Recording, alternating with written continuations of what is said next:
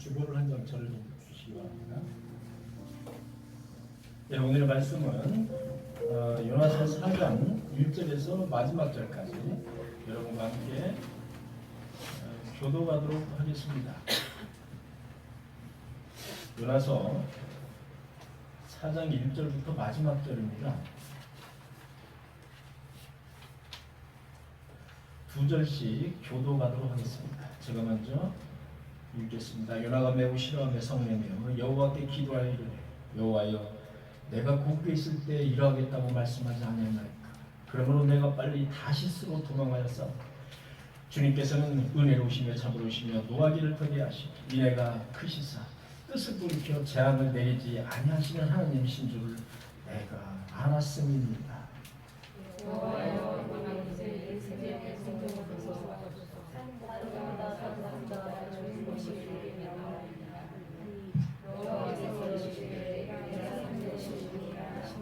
요나가 성읍 올라가서 그 성읍 동쪽에 앉아 거기서 자기를 위하여 초막을 짓고 그 성읍에 무슨 일이 일어나는가를 보려고 그 그늘 아래에 앉았더라. 하나님 여호와께서 박농풀을 내리어서 요나를 가리게 하셨으니 이는 그의 머리를 위하여 그늘이 지게 하며 그의 괴로움을 면하게 하려 하심이었더라. 요나가 박농풀로 말미암아 크게 기뻐하였더니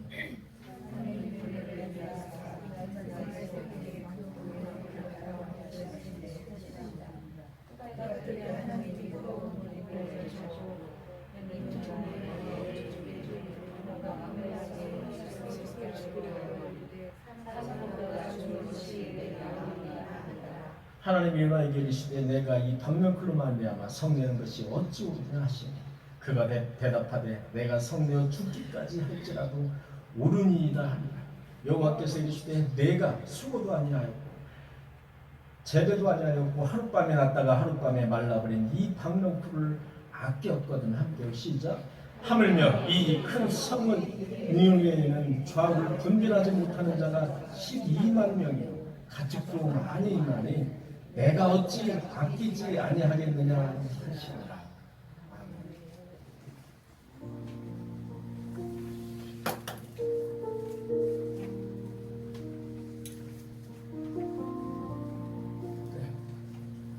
훌륭하신 분 원하시고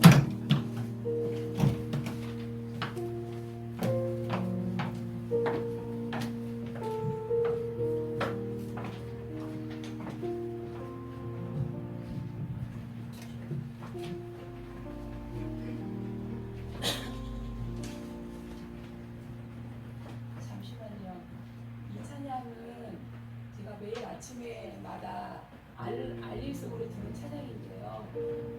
하나님이 계시기에 우리는 두려워하지 말고 영적으로나 육적으로 항상 강건하게 살았으면 하는 마음에서 이 특송을 골랐습니다. 가사에 은혜 받으시고 여러분도 영광 있게 강건하시길 기도하겠습니다.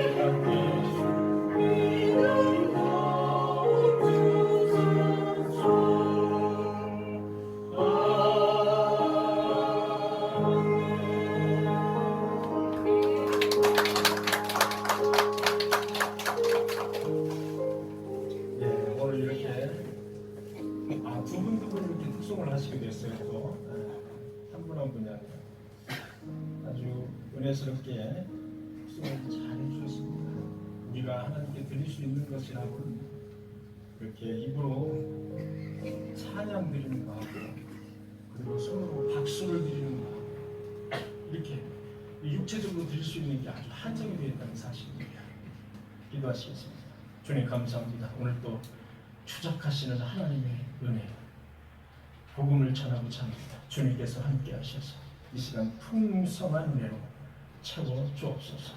예수님의 이름으로 기도하옵나이다. 아멘. 오늘 제목은 추적하시는 은혜로 잡아봤습니다. 추적하시는 은혜 약간 생소합니다. 추적하시는 은혜. 여러분 요나 선지자라는 사람은 BC 8세기경 그러니까 지금이 2020년이니까 마이너스 거기다가 약 한 800년을 더하면 되겠습니다. 700년을 환경을 더하면 요나가 그때 여호와 하나님의 부름을 받았던 선지자다 이렇게 이제 보시면 되겠습니다. 40일이 지나면 니느웨가 무너진다. 40일이 지나면 니느웨가 무너진다. 요 5마디만 한나절 동안 외쳤던 요나입니다. 40일이 지나면 아수르가 무너진다. 니느웨가 무너진다. 그래서 이 요나의 외침 때문에 아수르가 무너지지 않고 향후 150년을 견딥니다. 150년 동안 무너지는 것이 하나님으로부터 유예를 받았다 이 얘기입니다. 요나 때문에 북이스라엘을 침략하고 괴롭히는 아수르를 미워하는 마음이 아주 컸습니다. 누가? 요나가. 요나는 북이스라엘의 선지자였습니다. 그런데 바로 위에 아수르가 거대한 나라를 형성해서 자꾸 북이스라엘을 침략을 하는 겁니다. 그래서 이 요나는 그 마음이 아수르를 미워하는 마음이 엄청 컸습니다. 현재의 상황 그리고 그 현상 아수르가 침략을 계속하고 계속 괴롭히는 그 현상 그 현상을 하나님의 말씀보다 더 중하게 여겼던 요나 선지자 그는 결국 하나님의 부름을 거부했습니다. 하나님의 부름을 거부한 채 니느웨로 가지 않고 스페인에 다시스로 가고 있습니다.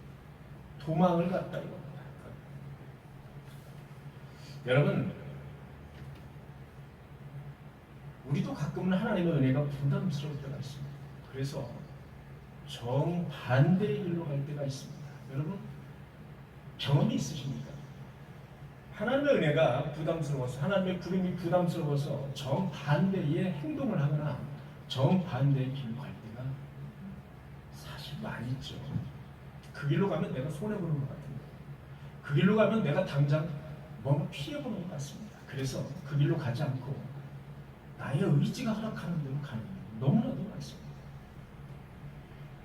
미워하는 나의 개인적인 감정이 나의 완고함과 나의 고정관념이 그리고 나의 잘못 형성된 그 믿음이 하나님의 부름을 회피할 수 있을 것이라고 착각을 하는 때가 너무나도 많다. 그것이 하나님의 은혜를 회피할 수 있을 것이다라고 우리는 착각을 한다고. 하나님을 믿어보니까 모든 일이 만사 형통이 될 것 같은데 그렇지 않은 겁니다. 모든 일이 나에게 축복만 쏟아질 줄 알았는데 그렇지 않은 거예요. 왜 내가 하나님을 믿는데 나는 이렇게 어렵게 살지?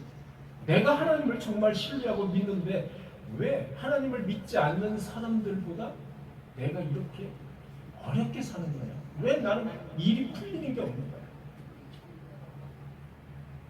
여러분 혹시 여러분 스스로에게 이렇게 자문해 보신 적 있으시죠? 하나님을 믿지 않는 사람들은 왜 저렇게 잘 되는 거지? 하나님을 나는 믿는데 왜 이렇게 되는 게 없는 거야? 아휴, 복을 보이지 뭐. 여러분 이렇게 생각하는 게 이렇게 생각하실 때가 있죠. 그것이 바로 나의 고정관념이고 나의 완고한 의지고 성경 말씀을 잘못 해석하고 잘못 형성된 믿음이라는 사실.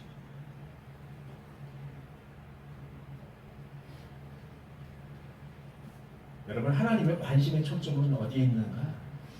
하나님의 관심의 초점은 값없이 주시는 주님의 은혜에 있습니다. 구원의 은혜에 있다. 하나님의 관심의 초점은 우리에게 축복을 내려주시는 건 물론 당연한 겁니다. 당연한 거죠. 그러나 하나님의 진짜 초점은 요나서에 볼 때 구원의 은혜가 흘러가는 데 있습니다. 그것이 하나님의 초점이 거기에 있다는 사실을 저와 여러분들은 분명히 알고서 사는 사실입니다. 성도로서의 그 자세가 되어 있어야 됩니다. 하나님의 관심은 어디에 있는가? 하나님의 관심은 나에게 축복을 내려주시는 거기에 있는 건 아니라는 겁니다. 하나님의 관심은 구원의 은혜가 어디로 여기저기로 사방에 흘러가는 데에 초점이다 라는 사실입니다. 하나님의 은혜가 나를 통하여 다른 사람에게 흘러가기를 원하시는, 나를 통하여 어떤 도구를 사용하기를 원하시는 거기에 누구를 통하여 하나님의 은혜가 흘러가는 거기에 초점이 있으시다는 겁니다. 이것이 바로 하나님의 초점. 하나님의 초점이 어디에 있는지 요나서를 통해서 우리가 분명하게 볼 수 있는 사실. 여러분, 그런데 성경을 요나서를 쭉 읽다 보면 우리가 착각에 빠질 때가 있습니다. 어떤 착각이냐? 하나님의 은혜가 마치 인간을 통해서가 아니면, 요나를 통해서가 아니면, 나를 통해서가 아니면 하나님의 은혜를 이룰 수가 없을 것 같은 착각을 요나서를 읽다 보면 할 수가 있다.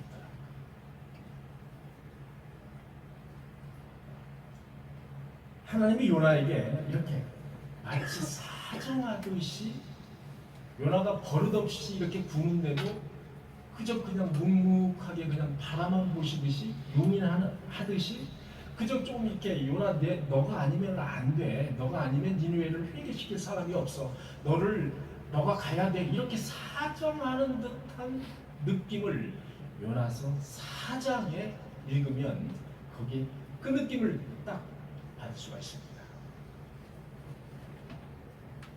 여러분, 모세가 아니면 홍해를 건너서 출애굽을 할 수 없을 것이라고 우리는 착각할 때가 있습니다. 출애굽을 읽으면서. 왜? 모세가 리더니까. 모세 뺏고 나오는 사람이 없어요. 결국 모세가 홍해를 가르고 모세가 반석에 물을 내고 모든 것을 모세가 합니다. 물론 그 뒤에 하나님께서 함께 하시지만, 여러분, 노아가 아니면 그 높은 산에 방주를 지을 사람이 없을 것으로 우리는 착각을 할 때가 있습니다. 요나가 아니면 니느웨에 가서 외칠 사람이 없을 것으로 우리는 착각을 했다는 겁니다. 그러나 하나님은 요나를 그릇으로 사용하기로 작정을 하셨습니다. 니느웨에 가서 외치는 그릇으로 사용하기로 작정을 하셨다 이겁니다. 아수르의 구원의 은혜를 위해서 요나를 끝까지 그릇으로 사용하기 위해서 요나를 끝까지 추적하고 끝까지 따라가시는 은혜를 베푸시는 장면을 우리는 요나서를 통해서 볼 수가 있습니다. 그 은혜가 요나를 끝까지 추적하는 겁니다. 그 은혜가 요나를 끝까지 따라가는 거예요. 그런 끝까지 추적하는 은혜를 우리는 요나서를 통해서 볼 수가 있다 이겁니다. 하나님의 은혜가 그 사람을 끝까지 추적한다는 겁니다. 그 사람을 통해서 하나님의 계획하심을 반드시 이루어낸다는 겁니다. 어디까지? 요나가 숨은 배 밑에, 배 밑에까지, 그리고 고레배수까지 따라가신다는 겁니다. 여호와 하나님은 요나가 숨어서 배 맨 밑으로 내려가서 잠을 자고 있었죠. 거기까지 따라가십니다. 더 나가서 요나를 삼킨 고래의 뱃속까지 따라가십니다. 하나님이 이렇게 끝까지 추적하신, 하나님의 은혜는 이렇게 그 사람을 끝까지 추적하신다는 겁니다.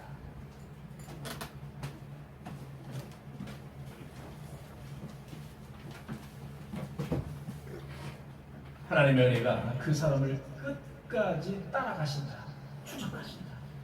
그래서 그 사람을 통해서 하나님의 계획하심을 이루신다는 사실.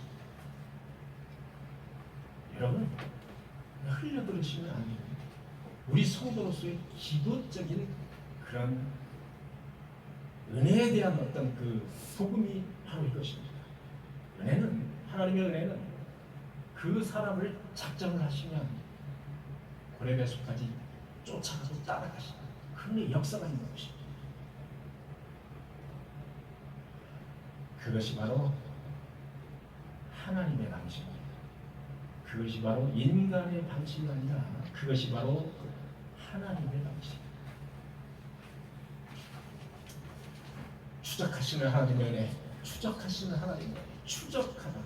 이 따라간다라는 그 말은 히브리어로 라다프라는 말을 씁니다. 라다프라는 단어를 씁니다. 라다프라는 단어를 찾아보니까 따라가다, 추적하다, 괴롭히다라는 말도 있습니다. 라다프, 괴롭히다라는 말도 있습니다. 예레미야 28장 18절에 보니까 내가 칼과 기근과 연병으로 그들을 따르게 하며, 내가 여호와가 칼과 기근과 연병으로 그들을 따르게 하며, 칼과 기름과 연병으로 이스라엘 유다 민족을 계속해서 따르게 한다, 추적하게 한다, 유다 민족을 괴롭힌다. 여기 라다프라는 단어가 있었습니다. 왜? 유다 민족이 회개를 하지 않습니까? 바벨론에 잡혀가서 너희들은 이렇게 될 거야 라고 말씀하시는 때문입니다. 여러분 신명기 28장 45절 보니까 내가 내 하나님 여호와의 말씀을 순종하지 아니하고 내게 명하신 그 명령과 규례를 따르지 아니하므로 이 모든 저주가 너를 따르고 할 때 이 따르고가 라다프라는 동사를 썼습니다. 라다프. 이 모든 저주가 라다프 한다는 겁니다. 너를 추적해서 끝까지 따라간다는 겁니다. 그게 라다프입니다. 이렇게 하나님의 은혜는 때로는 하나님의 계획하시고 하나님의 그 계획하신 그 사람을 끝까지 추적해서 때로는 이렇게 채찍이 될 때가 있습니다. 하나님의 은혜는 항상 하나님의 축복으로만 있는 것이 아니라 이렇게 때로는 끝까지 추적을 해서 채찍이 될 때가 있다. 여러분 시편 23편 보니까 이런 말씀이 있으시죠? 내 평생에 선하심과 인자하심 정녕 나를 따르리. 여기서 주어가 뭐냐면 내 평생의 선하심과 인자하심입니다. 내 평생에 선하고 인자하심을 다른 말로 바꾸면 하나님의 은혜입니다. 하나님의 은혜가 내 평생에 나를 따른다 할 때 라다프라는 단어를 썼습니다. 하나님의 은혜가 정녕 나를 내 평생에 따르리니, 나를 추적하니, 이렇게 따른다는 동사는 자동사가 아니고 사동사, 사역동사로 쓰여질 때가 많습니다. 하나님의 은혜가 주체가 돼가지고 하나님의 은혜가 추적하고 너를 따라간다 할 때 쓰이는 게 바로 라다프라는 동사입니다. 내 평생의 선하심과 인자하심이 정녕 나를 따르리. 이 말씀을 좀 더 쉽게 하려면 내 평생의 선하심과 인자하심이 정녕 나를 추적하리. 이게 이해가 더 빠릅니다. 내가 여호와의 집에 영원토록 거하리.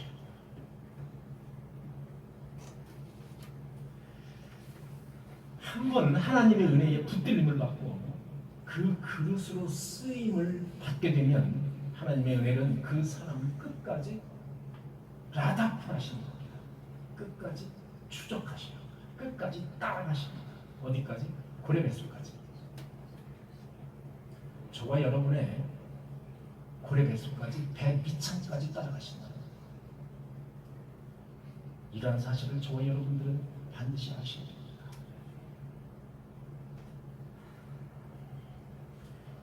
이것을 보고 하나님의 불가항력적인 은혜다, 하나님의 저항할 수 없는 은혜다, irresistible grace, 저항할 수 없는 은혜, 하나님의 저항할 수 없는 은혜다, 이렇게 말합니다. 사랑하는 성도 여러분, 하나님의 선하시고 인자한 은혜가 정녕 여러분의 가정에 따르는 분이 있기를, 여러분의 자녀와 여러분의 직장과 여러분의 하시는 일에 따르는 그런 은혜가 있기를 간절히 축원하고 축복합니다. 하나님은 인간을 통해서 역사하시고 부르시고 그 뜻을 계획한다는 사실, 그것이 바로 하나님의 방법입니다. 하나님의 방법, 그것은 바로 하나님이 직접 말씀으로 다 하시지만 하나님의 형상대로 지음을 받은 우리 인간을 통해서 부르시고 콜링하시고 역사하시고 섭리하신다는 사실을 저와 여러분들은 아셔야 됩니다. 그래서 지금 하나님은 요나로 하여금 니느웨에 가서, 아수르에 가서 구원의 은혜가 아수르에 흐르도록 외쳐라, 이렇게 말씀을 하고 계신 겁니다. 잠자고 있는 요나의 배창까지, 고래 뱃속까지 따라가서 하나님의 계획이 요나로 하여금 성사되도록 그렇게 추적하시고 계속 따라다니시는, 때로는 괴롭히시는 그런 하나님의 은혜임을 우리가 볼 수가 있습니다. 그런데 여러분, 요나서 4장을 읽어보면, 쭉 오늘 읽어봤죠? 특이한 게 있어요. 아주 특이한 게 있었어요. 요나가 쉽게 말하면 버르장머리가 없게 하나님에게 투정을 부리는 장면이 무려 3번씩이나 나옵니다. 그저 그냥 땡깡을 넣는 거예요. 나를 죽여주세요. 나를 죽이세요. 나를 죽이세요. 이러는 거예요. 그리고 내 말이 옳으냐 그랬더니 내 말이 옳습니다. 내가 죽기까지 옳습니다. 이렇게 하나님에게 막 대드는 겁니다. 그런 모습을 3번이나 볼 수가 있어요. 이 모습에서 제가 무엇을 느꼈냐면, 하나님이 요나가 아니면 니느웨에 가서 복음을 전할 수 없을 것처럼 착각을 일으킨다는 거예요. 우리가 요나서를 읽다 보면 그런 착각이 빠질 수 있다는 거예요. 왜 저렇게 하나님이 사정사정을 하시죠? 왜 저렇게 하나님이 저렇게 못되게 굴고 버릇없이 구는데도 그렇게 사정사정하며 달래면서 데려가실까? 제가 그걸 느꼈어요. 왜냐? 하나님이 한번 그 사람을 그릇으로 사용하시면 끝까지 가신다. 그 은혜를 변경하지 않으시고 끝까지 그릇으로 사용하시면서 삶을 역사하시면서 끝까지 그 은혜가 그 사람을 추적하고 끝까지 따라가신다는 사실, 그걸 제가 느낀 겁니다.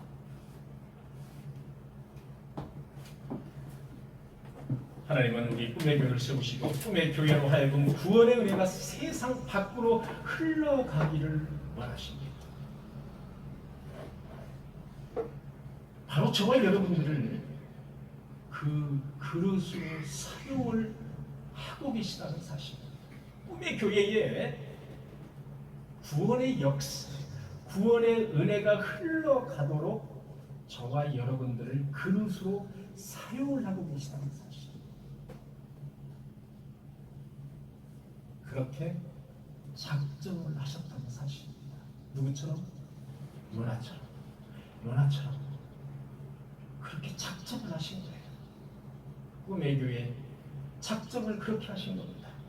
마치 여러분, 저와 여러분이 아니면 꿈의 교회를 세워나갈 수 없는 것처럼, 세워나갈 사람이 없는 것처럼 그렇게 극진하게 요나처럼 투정을 부려도 대우를 해주시면서 달래면서 가신다는 사실, 그것이 바로 하나님의 저항할 수 없는 은혜입니다.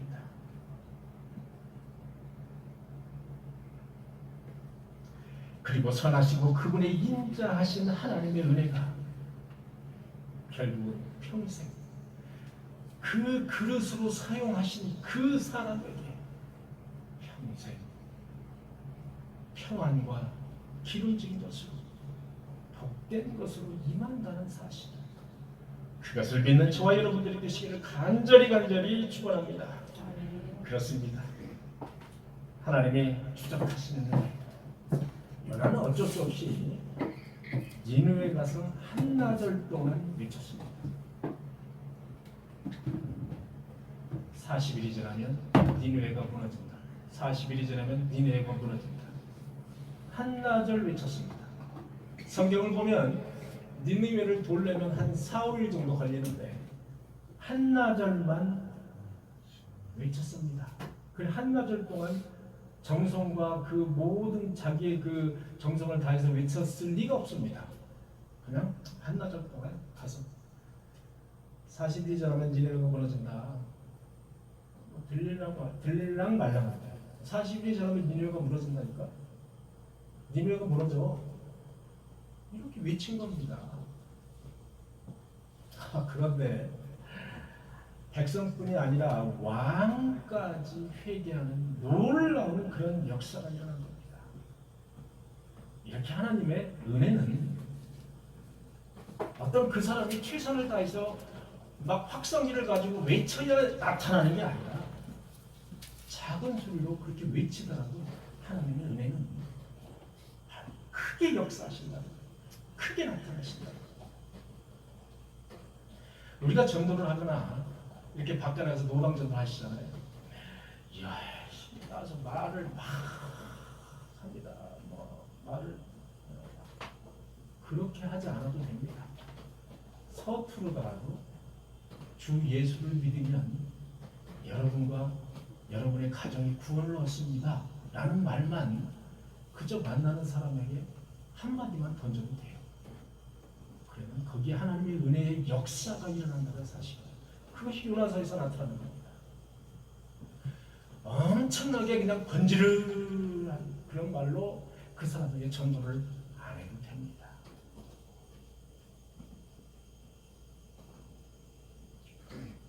그래서 하나님이 내리시기로 한 그 재앙을 아시리아에 내리지 않기로 결정을 하십니다. 몇 년 동안? 향후 150년 동안. 그래서 향후 150년 이후에 아수르가 누구한테? 바벨론에게 무너집니다. 멸망을 당합니다. 바벨론은 아시리아, 그 아수르의 하나의 그 밑에 있는 그 큰 도시였습니다. 거기에서 반란을 일으켜서 결국 아수르가 멸망을 하게 됩니다. 그래서 요나가 이렇게 외쳤을 때에 여호와 하나님께서는 용서하시고 다 인내를 하셨습니다. 그게 약 150년 동안 멸망이 유예되는 그런 놀라운 기적이 있습니다. 본문으로 들어보겠습니다. 4장 1절에 보니까 요나가 매우 싫어하며 성내며, 요나가 매우 싫어하며 성내며. 요나는 왜 이렇게 하나님에게 성을 내고 싫어하며 성을 냈을까요? 원어를 찾아보니까 그냥 우리는 싫어하다 성내다 이렇게 되어 있는데 원어를 보니까 경노하다, 그 다음에 악하다, 악다구를 썼다 이겁니다. 왜냐면 아주 그 여호와 하나님에게 그냥 성내며 이 정도가 아니고 아주 악다구를 쓰고 경노를 하면서 여호와 하나님에게 성을 내는 모습을 4장 1절에서 볼 수가 있습니다. 그러면서 뭐라고 그러냐? 원하건대 내 생명을 거두십시오. 내가 죽는 게 낫습니다. 하나님, 내가 죽는 게 낫습니다. 이렇게? 아니, 요나는 여호와 하나님에게 성을 내면서 나를 죽여달라는 겁니다. 내가 죽는 게 낫다는 겁니다. 내가 하나님이 그러실 줄 알았다는 겁니다. 하나님이 아수르를 용서하실 줄 알았다는 겁니다. 내가 그럴 줄 알았다는 겁니다. 그래서 나를 죽여달라는 겁니다. 이렇게 나오는 거예요, 하나님. 하나님은 은혜로우시며 하나님은 자비로우시며 노하기를 더디하시며 하나님은 인애가 크신 분이시기 때문에 그들이 회개하면 하나님은 분명히 용서하실 줄 내가 알았습니다. 왜 아수르를 멸망시키지 않고 용서하시려고 나를 보내셨습니까? 그러니까 나를 여기서 죽여주세요. 이 얘기입니다. 얼마나 놀라운 요나의 그 이기적이고 교만한 마음, 그런 선지자인지 우리가 알 수가 있습니다. 여러분, 선지자 중에서 이렇게 여호와 하나님에게 정면으로 나를 죽이세요, 나를 죽여주세요 하면서 정면으로 대든 사람이 성경에 있었습니까? 없었습니다. 성경에 없습니다. 선지자 중에서 가장 이렇게 뭐라 그럴까, 어린애 같은 아주 독특한, 아주 자기 중심적인, 감정적인 그런 선지자가 바로 요나가 아닌가, 요나 선지자가 아닌가, 그렇게 저는 이제 봤습니다. 요나는 니느웨가 멸망당하지 않는 일에 대해서 아주 감정적이고 이기적이고 자기 중심적으로 생각하고 있는 겁니다. 하나님은 이런 요나를 고쳐보려고 하나님의 은혜가 무엇인지에 대해서 비유적으로 설명을 하는 대목이 바로 요나서 4장 쭉 나와 있는 11절까지 나와 있는 말씀입니다. 내가 그렇게 성을 내는 것이 옳으냐? 그랬더니 요나가 내가 죽기 전까지 옳습니다. 무조건 옳습니다. 나를 죽여주세요. 또 이러는 겁니다. 이렇게 성내는 요나에게 진정한 하나님의 은혜가 무엇인가, 하나님의 은혜가 무엇인가를 비유적으로 이렇게 설명하는 그런 장면이 있습니다. 여러분, 4장 5절을 읽어보시면 이렇게 되어 있습니다. 성읍 동쪽에 요나가 앉아서 요나가 자기를 위한 초막을 졌습니다. 이렇게 이제 얼기석이 초막을 졌겠죠. 초막을 짓고 그 성읍에 니느웨에 무슨 일이 일어나는가 하고 언덕배기에서 이렇게 앉아있는 모습을 볼 수가 있습니다. 그늘 아래 앉아있더라. 하나님은 초막 지붕, 그 지붕에 박넝쿨을 예비를 하셨습니다. 박넝쿨이라고 하고 마주가리 나무라고도 하는데 어쨌든 성경에는 박넝쿨로 그렇게 해석됐습니다. 박넝쿨을 예비해 주셔서 박넝쿨이 무럭무럭 자라게 해서 큼지막 이파리 그 박넝쿨이 초막을 다 뒤덮게 만드셨습니다. 그래서 성경은 그 그늘을 만들어 주시고 괴로움을 면케하셨다, 이렇게 말을 하고 있습니다.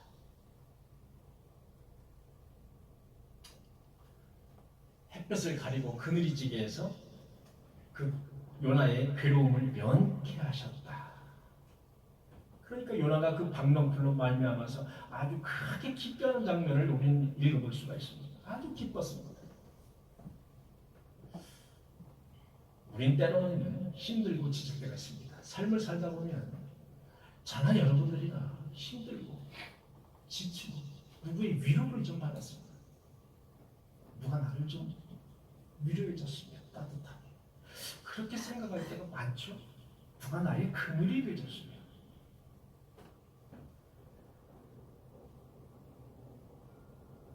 여호와 하나님께서는 이렇게 힘들고 지칠 때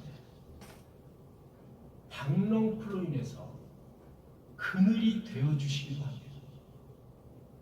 잘 한번 생각해 보시기 바랍니다.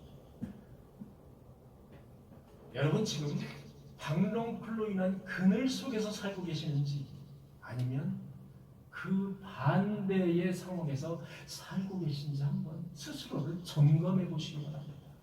나도 때로는 여호와 하나님이 주시는 그 그늘 속에서 살았던 때가 있습니다. 분명히.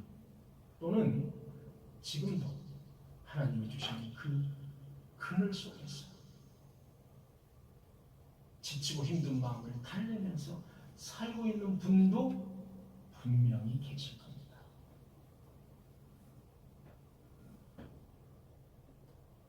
얼마 전에 이단으로 가신 모 권사님이 저에게 이렇게 말씀을 하셨어요. 그 권사님은 본인이 권사님이라고 말씀하시니까 권사님이라고 제가 말을 합니다만, 어쨌든 자기가 살아생전에 하나님이 계시다는 사실을 확신한 적이 없다는 겁니다. 그런데 거액의 돈을 이제 사기를 당하고 그 중에 상당 부분의 돈을 이렇게 받으셔 저에게 하는 말이 있었습니다. 와서 하시는 말이, 목사님, 제가 하나님이 계시다는 것을 처음으로 깨달았습니다. 그런 말씀을 저에게 했습니다. 사람은 이렇게 감사하기도 합니다. 그렇게 박넝쿨이 이렇게 가리워서 해를 가리워주고 그늘이 져서 나를 시원하게 만들고, 내가 지치고 그 상한 몸을 이렇게 그늘지게 만들어주시는 그 하나님의 은혜로 인해서 하나님이 살아계신다는 것을 고백할 수도 있습니다. 또 그렇게 만드시기도 하십니다. 그런데요, 그 다음날 하나님은 벌레를 준비하셨습니다. 벌레를 준비하셔서 박넝쿨을 갉아먹게 하셨습니다. 여러분, 벌레가 이 어떤 그 이파리나 이런 거를 갉아먹는 속도가 아주 얼마나 빠른지 아시죠? 그거요, 한나절이면 깨끗이 싹 갉아먹습니다. 벌레를 준비하셨습니다. 그래서 박넝쿨을 다 갉아먹도록 하셨습니다. 자, 요나가 이제 이렇게 보니까 이제 그늘이 없고 갑자기 동쪽에서 뜨거운 해가 나를 쫙 내려쬐는 겁니다. 박넝쿨이 없어져 버렸어요. 해가 요나의 머리에 쬐기 시작합니다. 성경을 보니까 어떻게 묘사를 하고 있느냐? 요나가 혼미하여 스스로 죽기를 이르되, 요나는 제가 보니까 툭하면 죽는다는 거예요. 요나는 성격이 급한 것 같아요. 뭐 조금만 어쩌고 하면 죽는다는 거예요. 나 죽고 싶다는 거예요. 나 죽여달라는 겁니다. 여러분, 그런 사람들 있죠, 주위에. 조금만 어려우면 나 죽고 싶어. 나 죽고 싶어. 어떻게 하면 죽을 수 있어?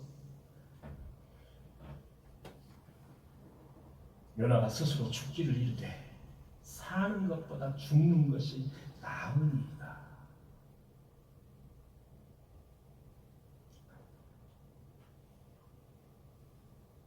우린 이렇게 하나님이 그늘을 만들어 주셨다가 잠시 그늘을 제거하시면 마치 금방 죽을 것처럼 생떼를 쓰고 금세 돌변을 합니다. 하나님이 어딨어요?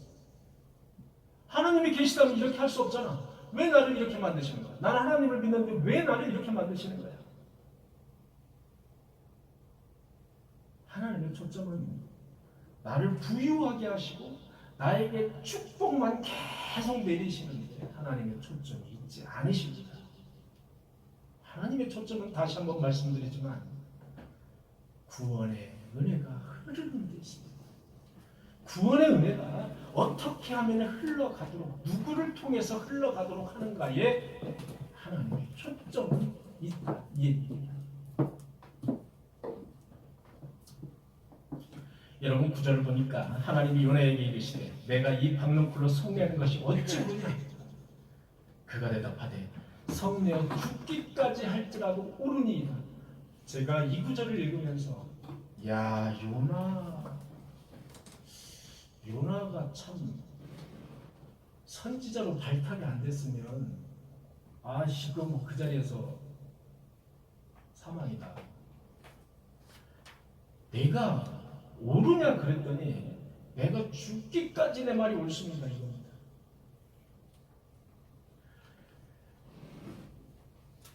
나는 시원한 박넝쿨이 너무나도 좋습니다. 그래서 하나님께서 박넝쿨을 빼앗는 것이 싫습니다. 그래서 나는 성을 냈습니다. 너가 그것이 옳으냐 그랬더니 그렇습니다. 나는 그것이 옳습니다. 그것이 옳다는 거예요. 하나님이 박넝쿨을 잠시 제거했는데 내가 성을 낸 그것이 옳다는 거예요. 저와 여러분들이라면 이렇게 말할 수 있습니다. 주신 축복을 잠시 거뒀을 때 실망하고 하나님에 대한 원망도 품고 이럴 수 있어요. 그러나 하나님의 선지자인 요나가 이렇게 말했다는 것을 보면서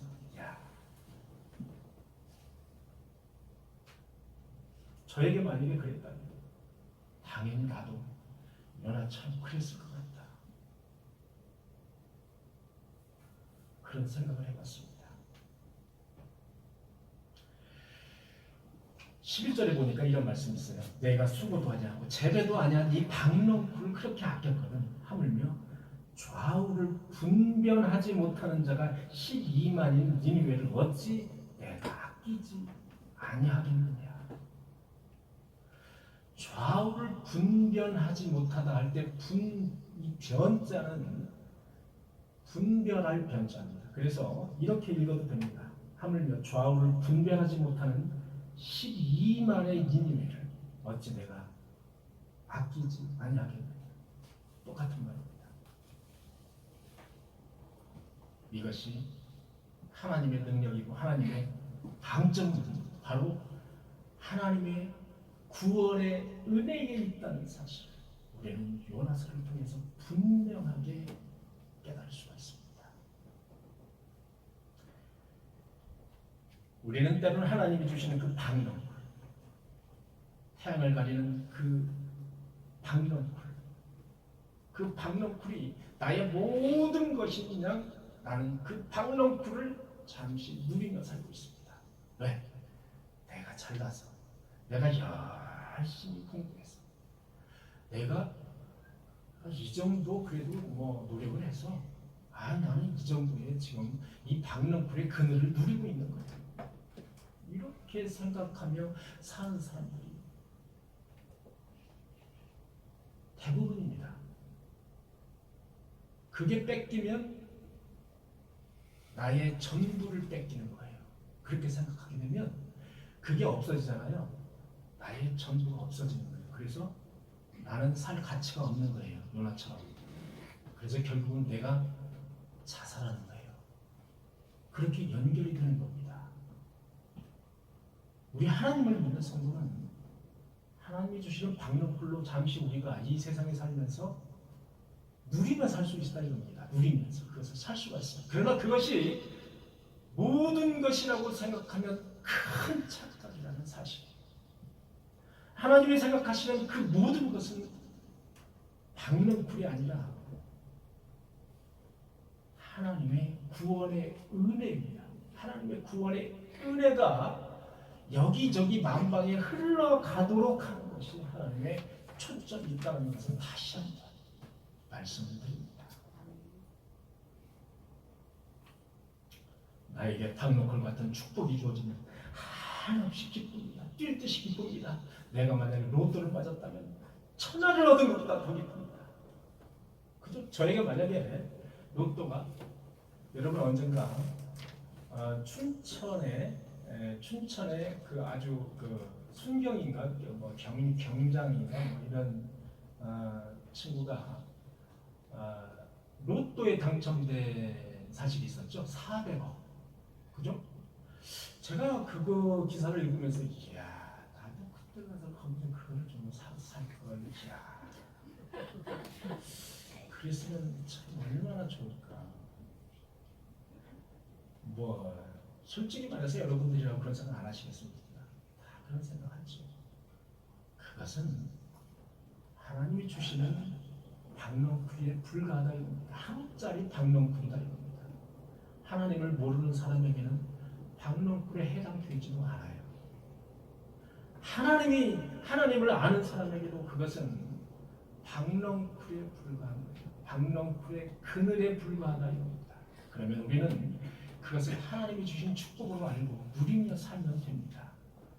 그런데 그것을 통해서 한없이 우리가 누리면서 축복이라고 생각하면서 살다가 잠시 걷어가면 소원해서 나를 원망하고 상대방을 원망하고 하나님을 원망해요. 그리고 교회를 원망합니다. 그런 이기적인 삶을 살아서는 안 된다는 사실을 제가 강조를 하고 있는 겁니다.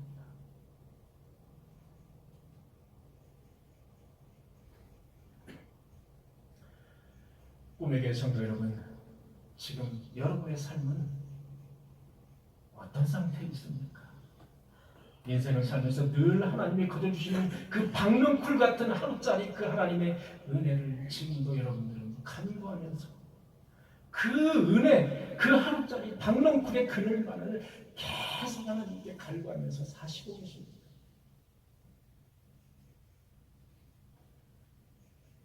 정녕 하나님의 초점은 박넝쿨에 있지 않다는 사실. 하나님의 초점은 흐르는 구원의 은혜, 흐르는 구원의 은혜를 누구를 통해서, 어떤 것을 통해서 그것을 전파시킬 것인가. 거기에 하나님의 초점과 방점이 찍혀 있다는 사실.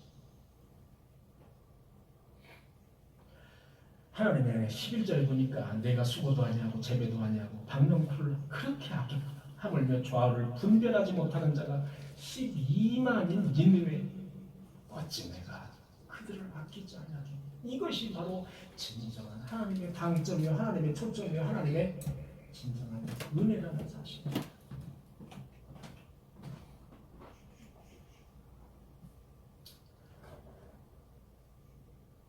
사랑하는 성도 여러분, 이제 꿈의 교회는 좀 더 넓은 곳으로, 좀 더 탁 트인 곳으로 이전을 앞두고 있습니다. 거기 가서 하나님의 구원의 은혜가 온 사방에 흐르도록 그렇게 하나님께서는 작정을 하고 계십니다.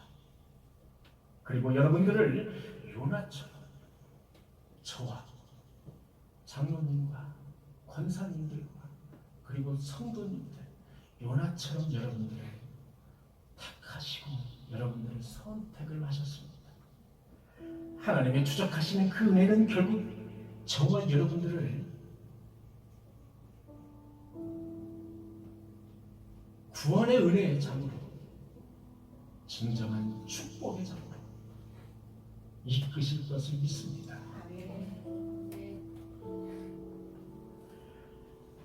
사랑하는 성도 여러분, 하루짜리 박넝쿨보다는 하나님의 구원의 은혜에 더 집중을 하시고 그분의 뜻에 따라 그릇으로 사용될 때에 하나님은 더욱더 기뻐하시며 더 큰 축복을 예비하신다는 사실, 그리고 그 큰 축복을 받으시는 저와 여러분들이 되시기를 간절히 축원합니다. 우리에게 하십니다.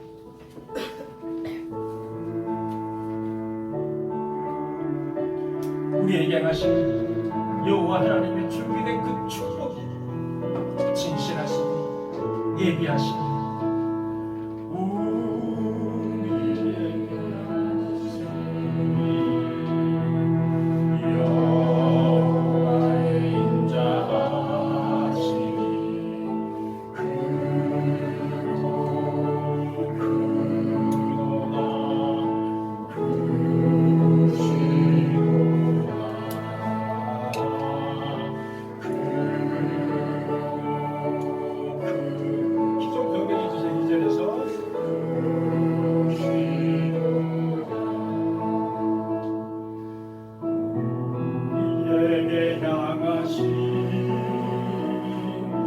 여호와의 진실하심이 영원하시도다.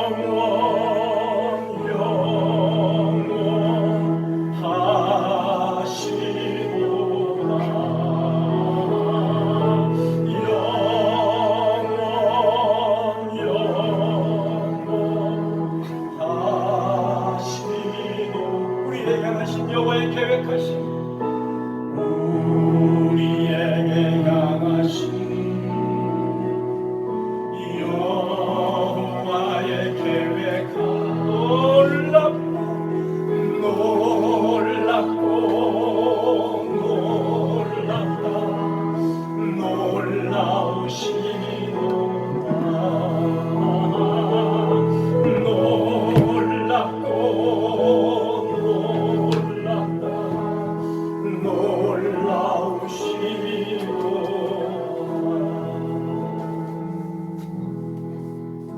이 시간에는 우리의 몸과 마음을 치유하는 치유의 기도 시간입니다.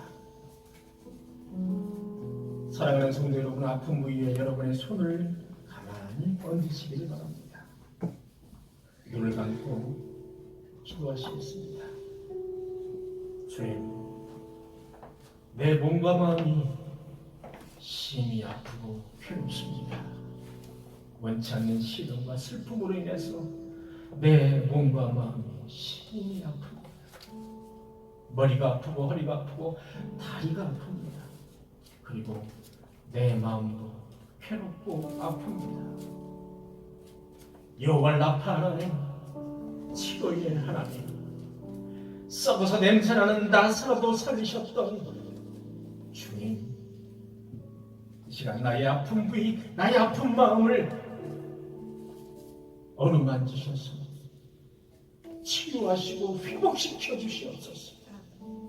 나의 아픈 마음이 주님의 은혜로 평안함을 얻기를 원합니다. 내 머리에 기름 부으시고 주님의 약속한 대로 주님의 권능의 손을 펼치사 안수하여 주시옵소서.